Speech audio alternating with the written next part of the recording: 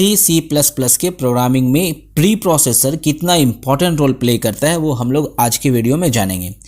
सबसे पहले आप देखिए कि प्री प्रोसेसर होता है क्या। वैसे इसके नाम के ऊपर अगर फोकस कीजिएगा तो ये कंपाइलेशन के पहले प्रोसेस होने के सिस्टम को हम प्री प्रोसेसर कहते हैं। और डेफिनेशन अगर आप देख रहे हैं तो what is preprocessor, that means preprocessors are programs that process our source code before compilation. यानी एक्चुअल जो कंपाइलेशन शुरू होता है उसके पहले ही कुछ चीज़ें, कुछ कोडिंग, कुछ सोर्स कोड आपने जो पहले प्री प्रोसेसर के सेक्शन में डाल रखी है वो पहले एग्जीक्यूट हो जाएगा, उसके बाद जो है कंपाइलेशन शुरू होता है। ठीक है, आगे देखें। प्री प्रोसेसिंग इन C और C++ refer to the essential steps performed before the compilation of a C++ program. Definitely compilation के पहले यानी एक्चुअल कंपाइलेशन के पहले C या C++ में कोडिंग अगर आपने किया है प्री प्रोसेसर में तो उसकी कुछ स्टेप्स जो है पहले परफॉर्म हो जाएंगे, पहले एग्जीक्यूट हो जाएंगे, उसके बाद फिर एक्चुअल कंपाइलेशन शुरू होता है। ठीक है, तो इसकी बहुत इंपॉर्टेंस है, ये बहुत इंपॉर्टेंट रोल प्ले करती है कोडिंग में। उसके बाद देखते हैं कुछ एग्जाम्पल्स के पहले कुछ इसकी टाइप्स देख लेते हैं। टाइप्स ऑफ प्री प्रोसेसर क्या होते हैं। जनरली 4 टाइप्स में कैटेगराइज किया गया है इसको। पहला है मैक्रोस, दूसरा है फाइल इंक्लूजन, और तीसरा है कंडीशनल कंपाइलेशन, और चौथा है अदर डायरेक्टिव्स। तो आज के शॉर्ट वीडियो में आप देखिएगा, आप सीखेंगे आप मैक्रोस प्री प्रोसेसर क्या होते हैं। प्री प्रोसेसर के जो 4 कैटेगरीज है उसमें पहला कैटेगरी मैक्रोस का होता है, उसको आज हम लोग देखेंगे, इसको कैसे डिफाइन करेंगे और कैसे इसको प्रोग्रामिंग में इम्प्लीमेंट करेंगे। तो उसके पहले ब्रीफ में डेफिनेशन देख लें आप थोड़ा सा। Macros are piece of code in a program that is given some name. यानी प्रोग्राम में कुछ कोडिंग अगर करते हैं और उसको कुछ नाम दे देते हैं मैक्रो का, तो उसको हम कहते हैं macros. Whenever this name is encountered by the compiler replaces the name with the actual piece of code. यानी जब उस नाम को हम किसी भी प्रोग्राम में कहीं पर भी किसी लोकेशन में अगर हम उसको डिफाइन करते हैं तो वो एक्चुअल वैल्यू में क्या होता है, वो रिप्लेस हो जाता है। ठीक है, ये मैक्रो का डेफिनेशन, इसकी कंसेप्ट है। तो क्लियर यहाँ तक definition. Macro is a type of pre processor which is executed before the compilation, before the actual compilation. So let's have an example for more details. आप C के editor में आ चुके हैं और यहाँ पे हम छोटा सा प्रोग्राम करेंगे, मैक्रोस का छोटा सा प्रोग्राम करते हैं। कैसे इसको करते हैं तो याद रखें, मैक्रो जब भी डिफाइन करेंगे हम उसको हम मेन के ऊपर करेंगे। तो हैश डिफाइन, मैक्रो जो डिफाइन होता है हैश डिफाइन से होता है।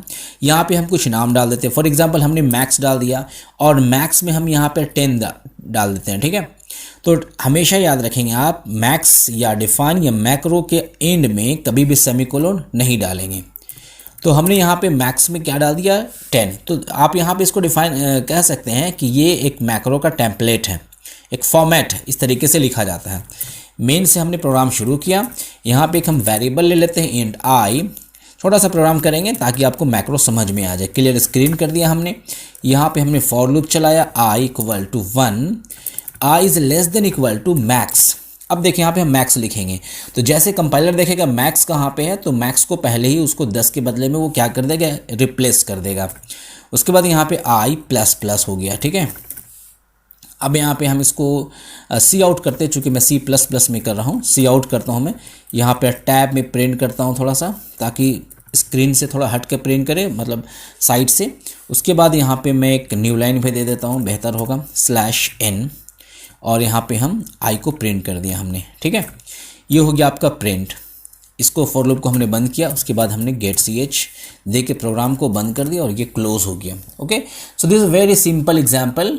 I think how many lines of code here, 1 2 3 4 5 6 7 8 9 10, almost 12 to 13 lines का ये कोड हो गया।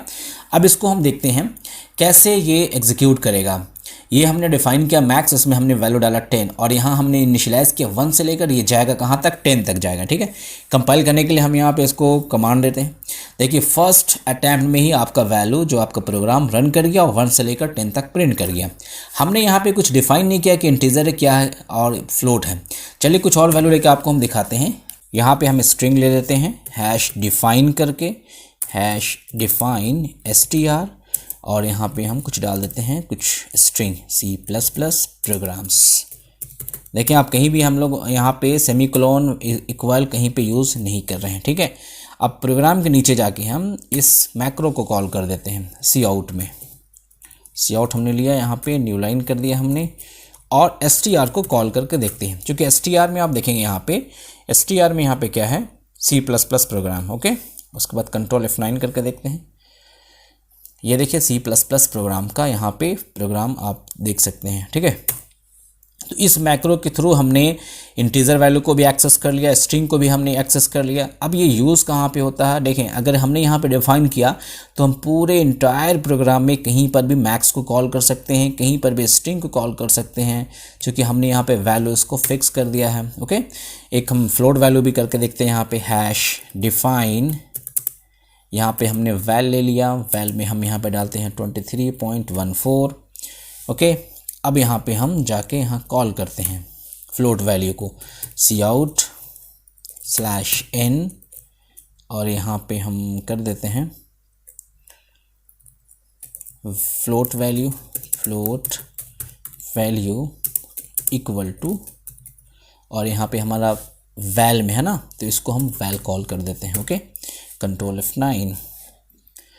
तो ये हमारा स्ट्रिंग भी, इंटीजर भी और फ्लोट भी यहाँ पे रन कर गया। अब आप इसको देख सकते हैं किस तरीके से हम लोगों ने यहाँ पे मैक्रो का यूज़ किया है।